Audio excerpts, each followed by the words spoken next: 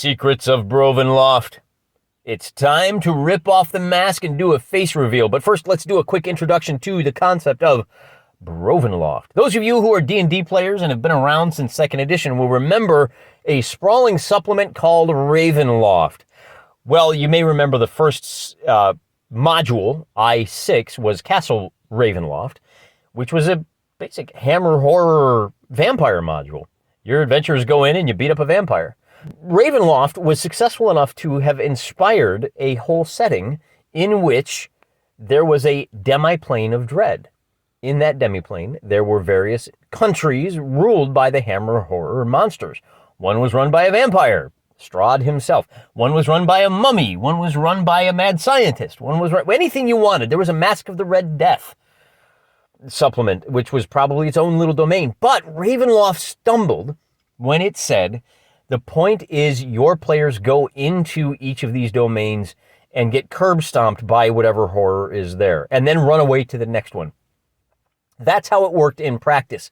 This was an attempt to kind of muscle in on the Call of Cthulhu market to try to bend the Dungeons & Dragons fantasy superhero genre towards nihilistic horror.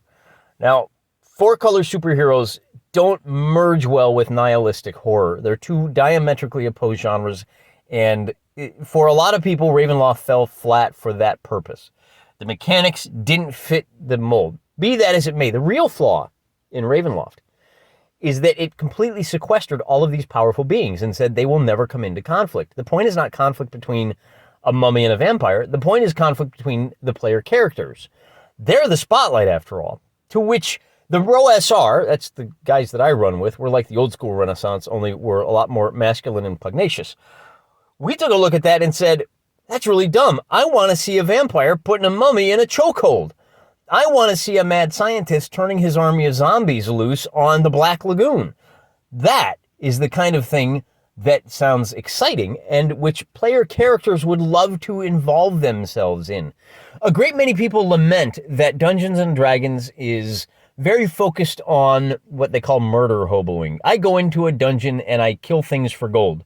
And there's not enough politics. Well, the Brownstein is the politics. And no one GM can come up with as many off-the-wall ideas or can come up with the kind of conflicts that result when multiple players each adopt a patron and try to pursue mutually exclusive goals. Let the players generate the top-level patron scale conflict and then inject the player characters at the table into those conflicts. And you will see, as we go through my experiences with Brovenloft, exactly how that works and exactly how the organic and natural expression of player character hijinks can direct and steer and interact with the patron level play in some surprising ways. So that's the purpose of today's video. The story starts out with a mad scramble for territory. Building upon the success and failures of previous Brownsteins, our humble GM created a random map and said, here's the hexes, claim them. Before the claiming happened, though, this was the start of the Brownstein proper.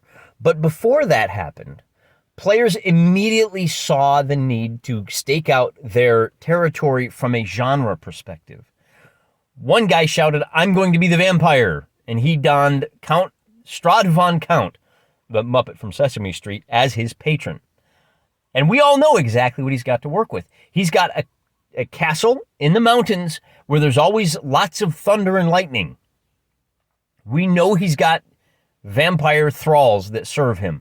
We know a lot of things about this character already. Another patron said, well, I'm going to take the mummy. And he donned the persona for his patron of Kangsta Rapper, which changed as time went on. He originally envisioned the mummy as a guy sitting in the bottom of his hole. Now, again, he's a rapping mummy, right? A mummy with his raps. So he thought, well, I'm going to sit in my basement, smoking weed and just hanging out and listening to all my music. But he quickly got engaged in a rap battle with the vampire. And here we have our first wonderful solution. The players did not sit around waiting for conflict to happen. The Count wanted to shut up that stupid rapping mummy. They came into conflict and started sharing diss tracks. And now you've got an axis, a polarity to the campaign that really inspired people to take sides in the action. On the one side, you have the Dark Alliance, Kangsta Rapper, his hex, and this is driven by the geography, right? Because we have a clear fixed geography, people claimed their little hexes. You look at what's going on here, and what you see is that the mummy is next to the Lich. Now, the Lich is Eddie from Brovenloft, and he used the Van Halen cover art as his inspiration. We call that little creature thing on the cover Eddie. And before long, when you hear Eddie the Lich, you start to think of that cover art, and he becomes his own thing. This happens in every case. Our vampire is nothing like the Count on Sesame Street. He is pining for his lost love. Immortality cost him a chance at a lifetime with his... Yeah, he may have all the lifetimes, but he doesn't have the one life he wants. A life spent with his one true love, raising a family and raising the next generation. He was a very pitiable figure because of that great sorrow that lied at the bottom of his felt constructed heart. A third member of the Dark Alliance turned traitor. This is Bropan, and Bropan, I think, is the brother of Lopan, the wizard from the cult hit, I guess you would call it, Big Trouble in Little China. This player said, I just want a green-eyed girl. The Count said, there's nothing in the rules says I don't have one. He sent Bropan a couple of green-eyed girls. He said, here, take two. Take my side in the conflict. And Bropan said, okay. And then he immediately went to the Dark Alliance and signed up with them, intending the whole time to pull off the double cross, which he did, but we'll get to that in a little while.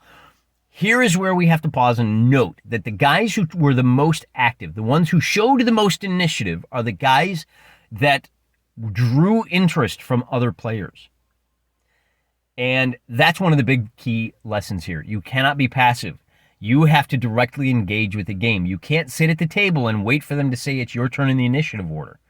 This is a style of gaming for people that are much more adept at grabbing initiative. Now, you don't have to. One of the other players, Baron von Morgenstein, just offered step and fetch it quests. There may have been going on there, but from my perspective, he just said, look, I'm Dr. Frankenstein. I want dead body parts from as many different people as possible. Any PCs that are looking for something to do, visit my castle. You come to Brovenloft, you come to me, I will give you quests to fulfill. I don't know who took him up on it, but I did, as we'll get to later. I just wanted to point out that's very admirable. This is a player who says, I'm going to set up missions for other players. Who does that? I have participated in a number of D&D campaigns where I specifically asked other players, what can I do for you? And they all got annoyed that I was trying to intrude on their spotlight. There is very little cooperation at most D&D tables. All of the verbiage that is spilled and the ink wasted over trying to have a GM share the spotlight is absolutely wasted. If you are having that problem, you're playing the wrong kind of game with the wrong kind of people. We don't worry about spotlight in Braunstein because you are your own spotlight, and you only get to shine when you welcome other people into your circle of light. This is what I mean when I say the Braunstein solves problems that everyone has had for 40 years.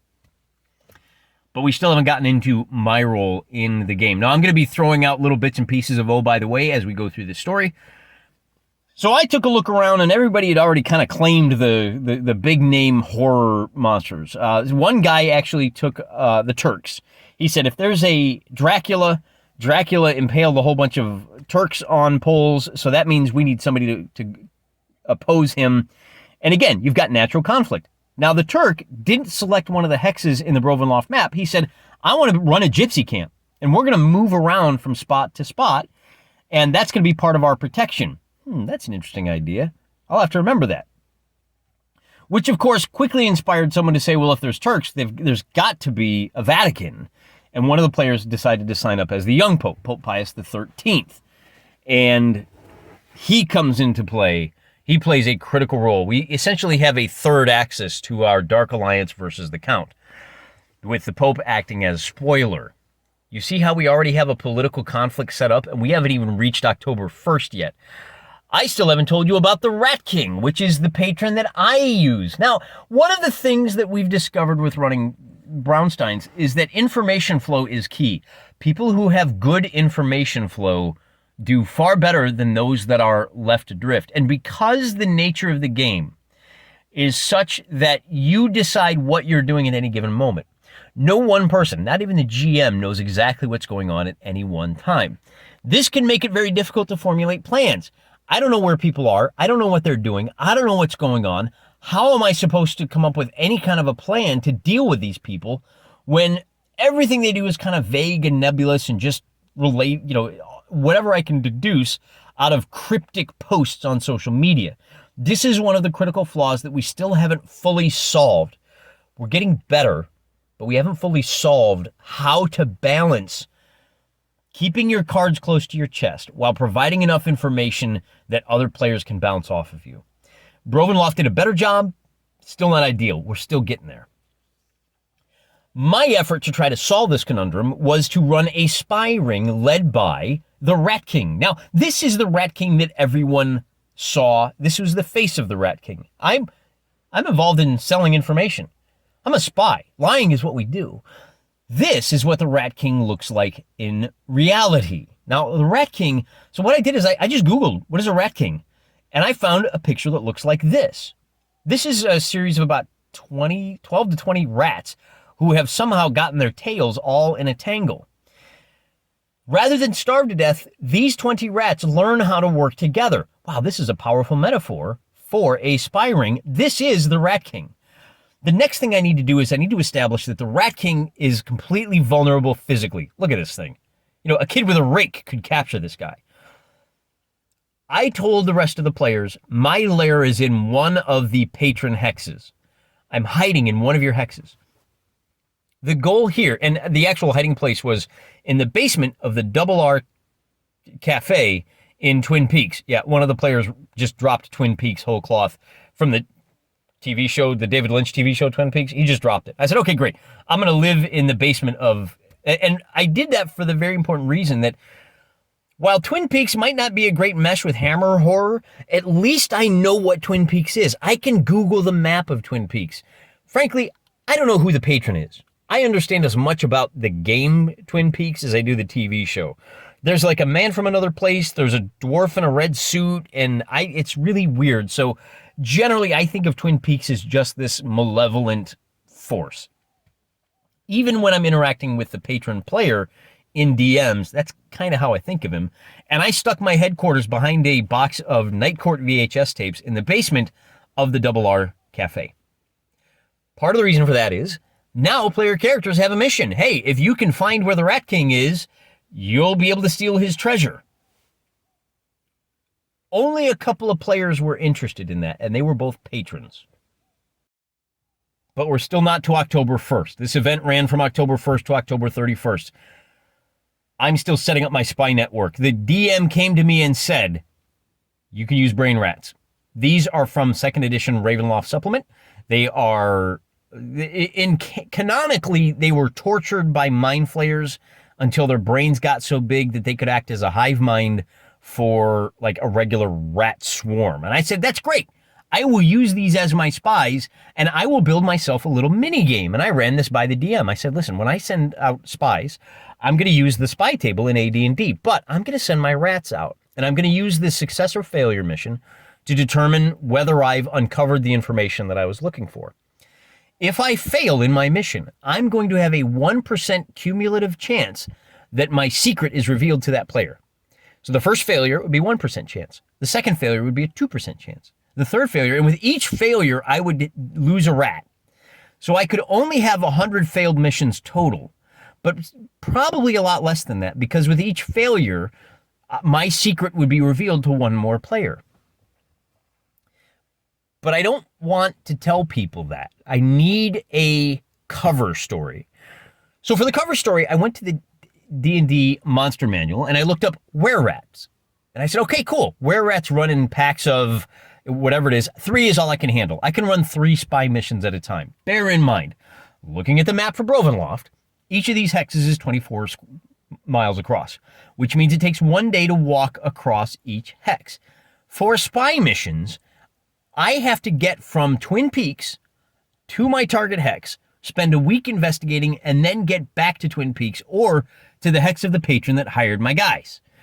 That means that I'm only going to be able to run a maximum of 12 missions and probably less than that. The 3 were-rats that I selected, each were given a persona so that I could track who I'm sending where. And, as a spy master, you got to remember who hired me to find what did I discover, and what did I actually tell the guy. So to that end, we've got Annette Murdercello, Charles E. Fromage, and Rizaldi the Great. Now, I chose those 3 because they're funny and because players will want to hire one of them. They don't want to deal with first-level assassin, but they would love to deal with Charles E. Fromage, spy extraordinaire. And that's exactly what happened. Initially, I got a lot of players saying, I need you to run a mission for me here. I need you to run a mission for me there. The player in Twin Peaks brought in outside help. He brought in a party of players. He's got a thing called the Red Room, with like red curtains that when you walk through them, you can bounce from Trollopolis to Brovenloft to what Red Frontier is one of the other campaigns that's connected via the Red Room. So he brought the players in and he gave them SUVs. They started driving around. Baron von Morgenstein, remember him, mad scientist, said, ooh, I got to get my hands on one of those. And he hired the Rat King to get his hands on one of those vehicles, which is convenient for the Rat King because he lives in Twin Peaks, the source of these vehicles. Now, you may be wondering, wait a minute, how did you drop a 20th century Pacific Northwest town straight into Hammer horror? Well, Twin Peaks is a horror show. It counts. It fits. You've now got rangers and wizards driving around in SUVs. Is it a little nutty? Yeah, but there's a couple of built-in limitations. We all know that the only place to get gasoline for those cars is Twin Peaks. They got a range of about 200 miles. You can only drive 8 hexes total and only 4 if you want to get back and refuel.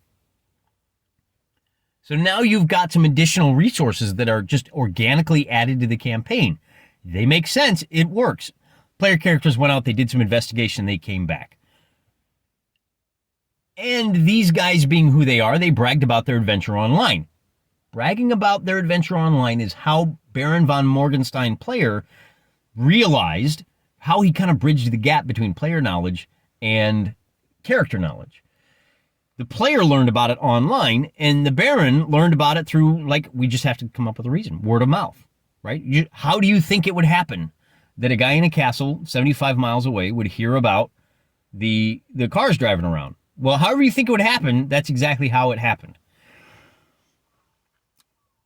Now, the other thing I should point out is that when I told everyone that you could get the Rat King's treasure if you could find his lair in the basement of the Double R Cafe, hidden behind a box of Night Court VHS tapes, and this is where the game comes in for the patrons. Every patron that came and asked me for information, I said, great, that will be 1 large wheel of cheese, please.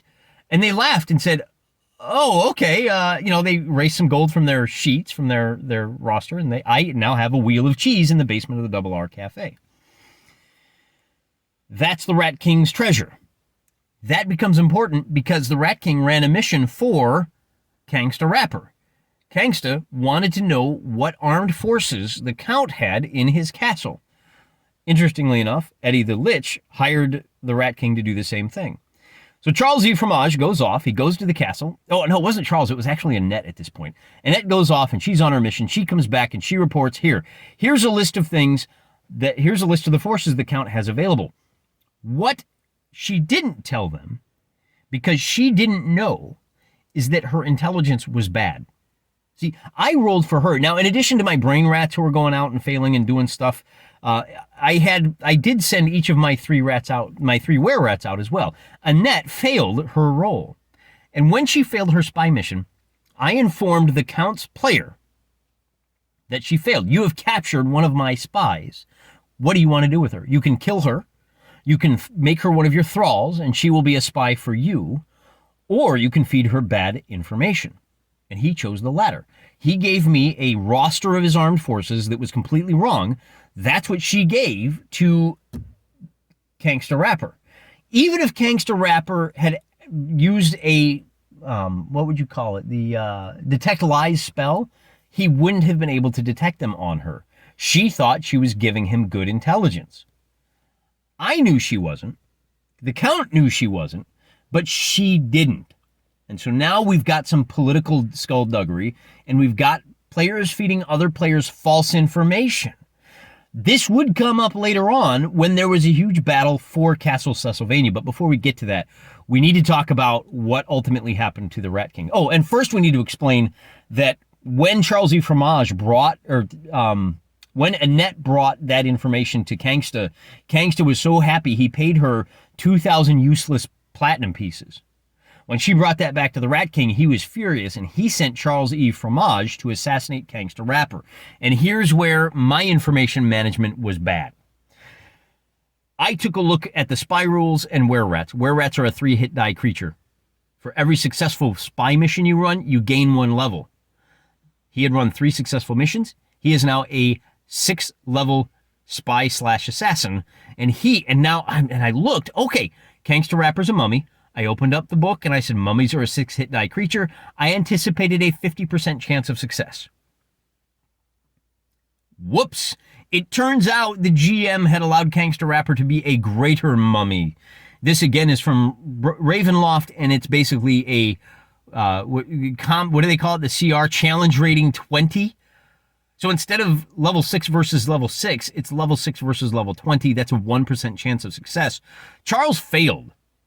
And I had told, and he failed spectacularly. He threw himself into a blade barrier rather than give up his secrets. So no one knows at this point that the reason the assassination attempt had been made is that Kangsta stiffed the Rat King on his wheel of cheese.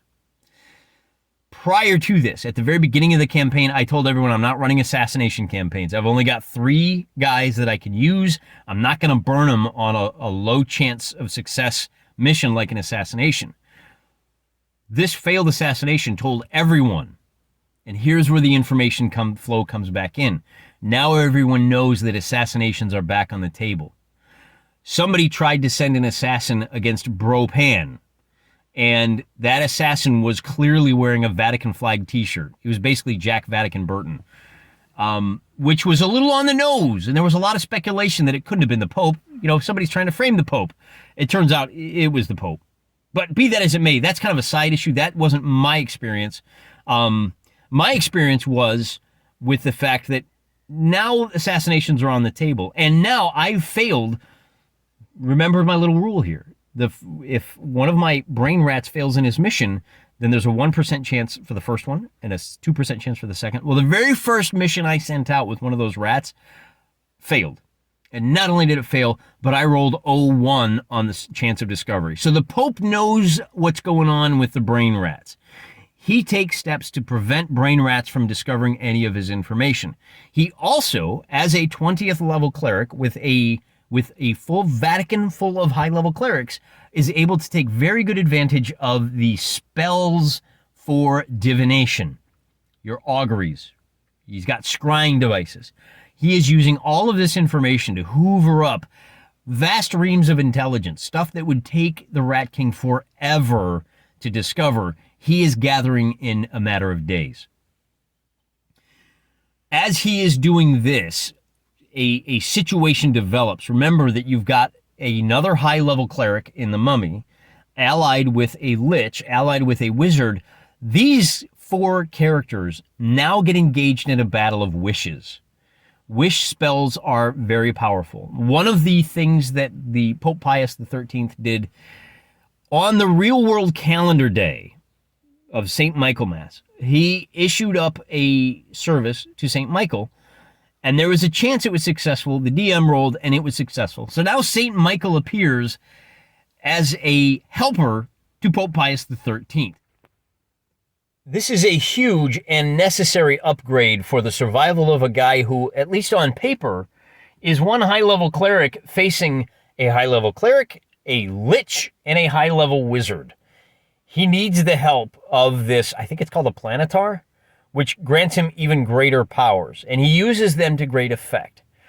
As this is going on, the guy running Twin Peaks discovers the Rat King's lair is in his home hex. Again, we are bridging the gap between patron play and players, like player characters, because a player character, one of the minions of Vince McMaximus, a name that should be familiar to you, he was a key player in the Fate of Stormbringer. He sends one of his minions, a druidess, into Twin Peaks, and she manages to ask enough questions of the animals in the environs to nail down where the Rat King is located. So now the Rat King is beholden to a number of different patrons. He is running missions for patrons who are keeping his secrets, and he has agreed to work for the town of Twin Peaks in exchange for protection. As he is negotiating for what exactly he can do with those two parties, they say, well, look, we want to run an operation in the Vatican. Can you reach out to somebody in the Vatican? Yeah, absolutely. We can send somebody over there. Three things happen all at the same time now. As I am discussing the nature of this operation with those two characters, Twin Peaks and the Druid, the Pope messages me. He says, hey, I found out that you sent Rizaldi the Rat to assassinate me. And that happened because Twin Peaks discovered me, and the price of his silence was make an assassination attempt on Pope Pius XIII. I said, great. Rizaldi is going to go into the court, and he was already in the court when the mountains went up around the Vatican. So I got word to Rizaldi, assassinate the Pope. The Pope found out about it because he used his information gathering to such great effect. And he sends the Inquisition, who bursts into the room where Rizaldi is hanging out, and they say, we caught you red-handed. What are you going to do? You going to try to fight your way out? I said, no, you know what? This is interesting. What do you want? Right? What do you want from me? And the Pope said, and the Pope's Inquisition, his inquisitor, said, well, look, we've got a whole bunch of detect lie spells on you. You got to be honest with us. You got to tell us the truth. I said, yeah, that's no problem. What do you intend? And they said, all right, this is all we really want.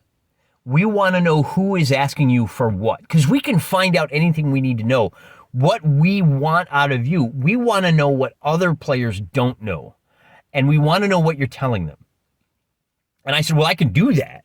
But you have to understand that the Rat King is very vulnerable. He is being held hostage by someone else. And unless you can guarantee his safety, this ain't going to happen. And the Inquisitor said, well, trust me, I can guarantee his safety. Where is he?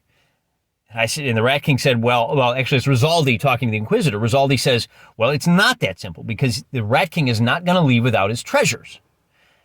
And the Inquisitor says, well, what kind of treasure are we talking about? I can send as many guys as we need. I mean, up to a certain limit. And Rizaldi said, do you remember how you paid him? And the player thought back. He said, wait, is his treasure just cheese? Yes, Rizaldi said he's run 8 successful missions. He's got 160 pounds of cheese he's not going to just abandon. And the player laughed, and he was like, okay, yeah, I should have seen that one coming. So here we have a successful, I set up a little mystery, and then it was resolved, and it was a lot of fun for the other players to resolve it. And here we pause to reveal that lesson as well. Mysteries are meant to be resolved. If you as a DM are creating mysteries that are unsolvable, you're doing the game wrong. People love callbacks. Oh yeah, I remember that now. Yes, this is how it fits together. And they love figuring it out on their own. So this conversation took place over about 4 hours of real time via DMs through Twitter and Discord. And at this point I said, look, you need to, do you understand what a Rat King is? Why don't you Google it? And a couple of minutes later, the player, he texts back, oh, okay, I see the deal. Can I just buy you new cheese? And I said, yeah. Well, Rizaldi said, yeah, except there's 2 wheels that have to come with him. One of those wheels of cheese was given to him by Der Earl Bruenig. That is the elf player. The elf player was knocked out of the game early. He was assassinated by, I think, Kangsta. He came back thanks to a wish. But the point is, one of the wheels of cheese was given by the elf, and I realized in the course of this conversation that that might be interesting. So I messaged the Elf King, hey, that wheel of cheese you sent me, does it have any magic properties? It is elven cheese, right? Everything else you do is magic. And I'm thinking this may be my way to get out of the Vatican basement. The Pope is going to teleport his angelic creatures, whatever they are, planetars or whatever in D&D terms, into the basement of the Double R Cafe, and they're going to take the Rat King and 2 wheels of cheese, the one from the Elf King and the one from the Count, just as kind of a double blind, which, again, didn't work because the Pope is really savvy. He said, I'm casting Detect Magic on these cheeses. And I said, well, I don't know. I'm still waiting to hear from the Elf King. Now, the Elf King came back to me and said, no, what do I look like? I'm not running a dairy here. It's just regular cheese. Come on, give me a break. I got to be honest, I was a little disappointed. This is a golden opportunity to get up to some hijinks, and you don't take it. Make it magic. It doesn't cost you anything. This is one of the beauties of the Braunstein. This is one of the beauties of player autonomy. You can just, by fiat, throw wrenches into each other's works, so long as it makes sense, right? I wouldn't have asked if the cheese was magic for the Count. He's just a vampire. With the elf, though, this is elven cheese. And I guess, elven cheese pairs well with lembas. But other than that, nothing magic. So so now I can tell the Inquisitor, yeah, no, there's nothing magic about these two. I thought maybe there was, but there's not. So now the Rat King is stuck in the Vatican. He can't get in or out except by express permission of the Pope. And he's free to continue doing all of the normal stuff, right? He's down a man because Charles E. Fromage got killed by Gangster Rapper. But Rizaldi is still at large, and so is Annette. Remember, Annette is working with the Twin Peaks, kind of, because I've also been hired. The Rat King has also been hired by Baron von Morgenstein to procure one of those wonderful horseless carriages so that the mad scientist can do mad sciencey things. If this is successful, the mad scientist can now upgrade his constructs, right? He can build a car golem out of this vehicle. So as all of this is going on, I say, well, look, Annette is there talking to you. Why don't you give her a vehicle so she can drive over to the Vatican? At this point, the Rat King and Annette, and nobody understands that the Vatican is Gondolin, that there's mountains all around it. Annette doesn't care. She is going to meet agents of Baron von Morgenstein halfway there and stage an ambush. She turns the keys to the RAV4 that she took. It's a 2004 RAV4. It was the best she could do. The Baron was happy with that. His agents were happy with that. They roughed her up a little bit. They scattered a bunch of elven arrowheads to frame the elves for the Grand Theft Auto. And then she walked back to Twin Peaks to announce, yeah, I got beat up by elves, and I'm going to go make a second attempt. So she's going to go now to Dublin to meet with the great Rizaldi, who is waiting in the Sweet Tooth Tavern. That's my new headquarters. It's the face of my headquarters. Rat King is happy in the basement of the Vatican with 160 pounds of cheese. His agent is over in Brovenloft's version of Dublin. It's run by a guy called the Irish Candyman, who has a whole candy theme, and I think it's like a serial killer or a horror movie thing, but other than it being Sam Hyde, I don't really understand it. All I know is that as Annette is coming over the hill and Fantasy Dublin is almost in sight, she's in the Green Hills, that's when the player characters set off the nuke that ruins Dublin.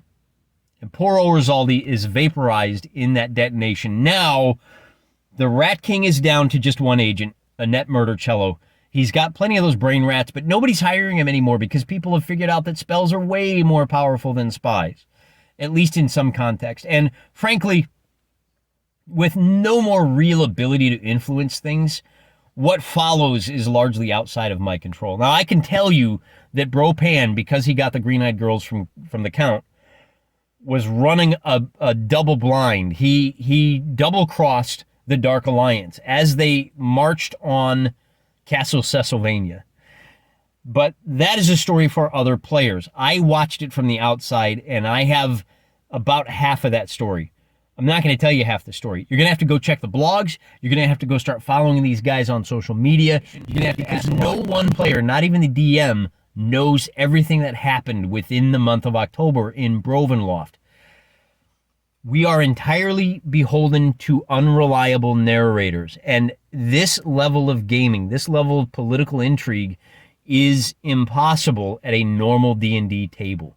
But when you have the high-level patron play, when you free players to create, yes, I'm a vampire. I have a castle in the mountains. Duh, what else would I have? Now, at some point, all right, I'm going to do an awkward edit here because I think I'm just kind of rambling. The point of this video is, here's my experience with a Braunstein that worked very well, but a Braunstein that has room for improvement. The GM of this game did a masterful job herding 20 different cats in 12 different directions. I don't want to take anything away from him. Herculean effort. It was an absolute blast to play. Give it a shot. You just might like it. Until next time, I'm praying for you.